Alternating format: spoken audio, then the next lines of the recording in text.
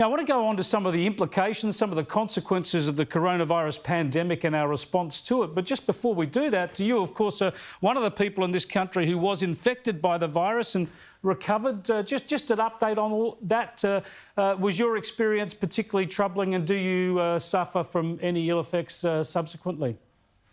Yeah, look, it was a pretty mild case as it all stands. I, had fairly mild symptoms. It did take a little while to get over. I really kicked it around for about a month, but my children assure me that at my terrific age, I was lucky to get through it. So that's what I'm taking away from it. I've got off lightly. Yeah. My 6-year-old has been teasing me about how he's got nothing to worry about, but I should be worried. Well, that's good to hear.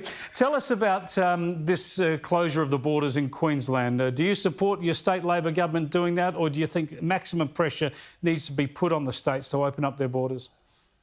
I think maximum pressure has to be applied because we are now in a situation where we are fully prepared to deal with coronavirus. We have had a time to prepare. We've got hospitals with all the necessary ventilators and medical gear, and the health system and Greg Hunt have done an amazing job preparing us. So now we have to move into the phase of living with coronavirus while we develop a vaccine and better treatments.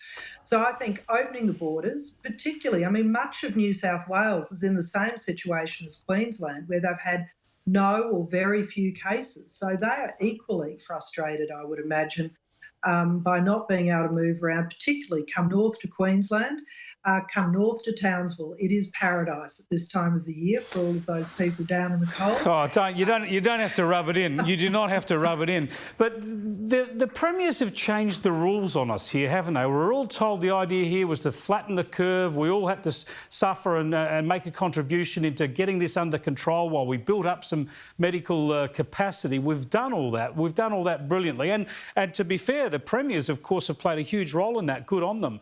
But now, especially in Western Australia and South Australia, they're essentially saying until there's no infections in the country, they're not prepared to open up again. And that is not what we signed up for.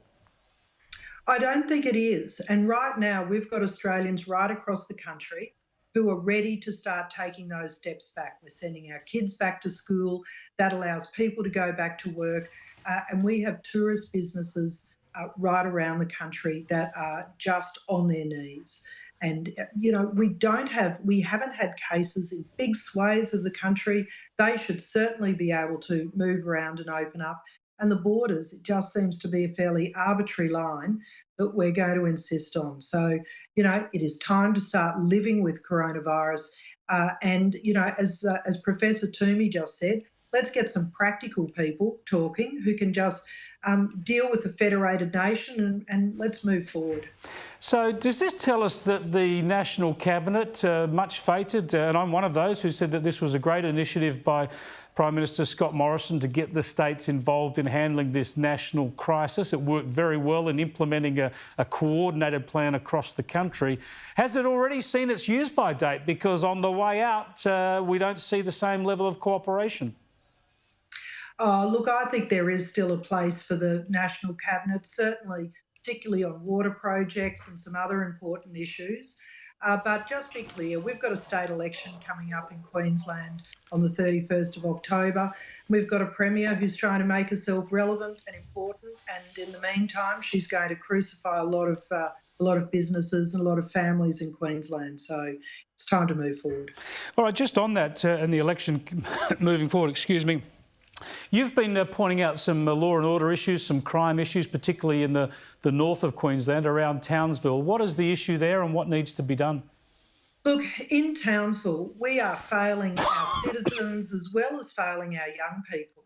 As parents, we know that you need to give good boundaries to kids, and we've basically stripped away from our police all of the tools that would allow them to pick up particularly juveniles and youth crime in Townsville and get on top of the very serious issue. I think it's outrageous that Townsville and Darwin are being compared to Tripoli in Libya and Tijuana in Mexico as being more dangerous based on crime and cost of living and a whole range of issues.